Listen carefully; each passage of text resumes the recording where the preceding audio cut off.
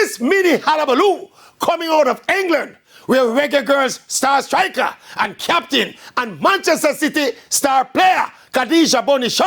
has reportedly suffered racist and misogynistic abuse online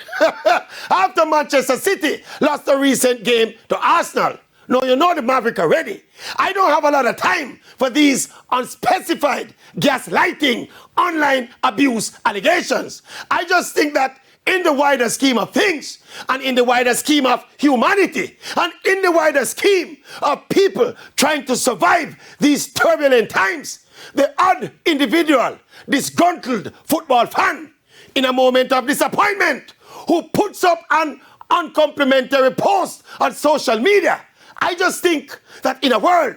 where wars are being fought, thousands and millions of people are dying, and children are starving, me just think that some idiot making a disparaging rubbish post online